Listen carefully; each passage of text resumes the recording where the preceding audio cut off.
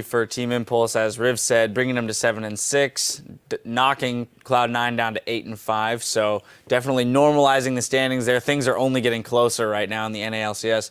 But Impulse definitely looking like a squad that's finally coming together, as Jat said. Solo queue players now working as a team. Impact definitely kind of returning to that World Championship form, where we're seeing him play well in a matchup that we saw skewed differently in the game previous.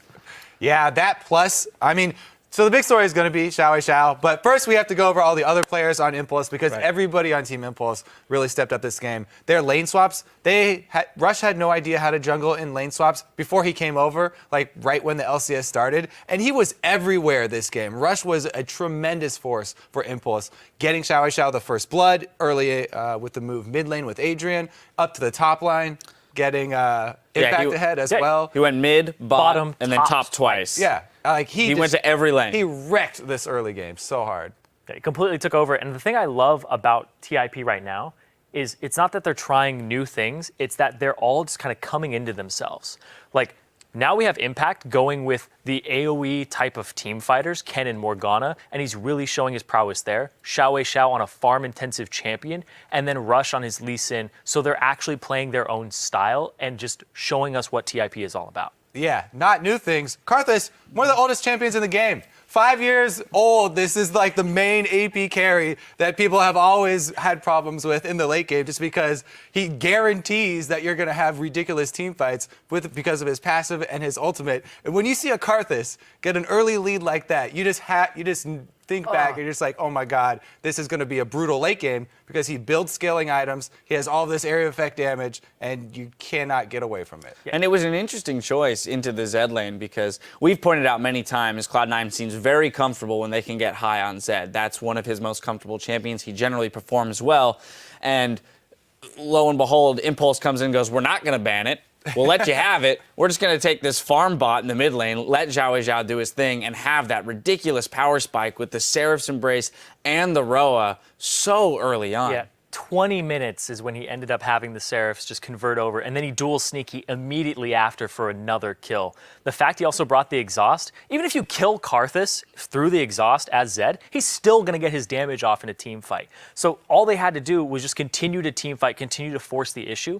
They did have a lot of problems dealing with the split push, though. That was the only thing that caught them off guard, and it did multiple times. So that's the thing for TIP that they need to work on. But they're still just impressive in the team fight, impressive in their pressure now, with Rush really, really just showing what his Lee Sin's all about. All right, so we know what they need to work on. How do you shore up that weakness? When you're against a 1-3-1 split push, that's something that a lot of teams get caught up in the chaos of, we're getting pressured from all sides. Where do they look to find the solution? Now, some of the answers for dealing with split pushes are, of course, in Champion Select, and you have to think about that beforehand. But also, this is more on Rush's development as a shot caller. And they've said that they've been working with him for a long time, and he's very enthusiastic about studying up and be getting the main shot caller for the team and improving. And I just see him getting better and better as it goes on. The more practice that they have against split pushing and having to make those decisions between trading objectives, the value that you want to place on towers or barons or whatever, is definitely going to improve over time. Yeah, it's a lot of field training, because you can like theory craft it, but then when you're actually put in that situation, how you react in the moment is very important, because you'll be like, okay, this is theoretically the right idea, but then there's something else that you didn't see, and that gets taken advantage of. So the fact that they're just getting all this practice is really big for them. Yeah, and that's something that I think Cloud9 did really well, even though they were so far behind. When they got the Baron steal, you saw how immediate the reaction was. Balls immediately. He's just teleporting down. He's split pushing with high. They're going to get the inhibitor off that. They almost were able to, get right back in the game off of one play. They steal Baron. They get the inhibitor bottom. They even got Dragon after that. It was such a huge swing. We thought it was going to be another one of these games today that just keep going back and forth and turn at Baron. Yeah, the games have been all back and forth. Even in that game, though, it was nice to watch Impulse make some adaptive calls. After the first failed Baron attempt, right, they readjusted and they took the mid inhib and recalled properly in time to save and push forward to victory. So it will be fun to continue to watch them grow throughout the split. There's still more action coming your way when we return. Piglet will take to the Rift with Team Liquid as they face off against the resurgent Team 8. Don't go anywhere.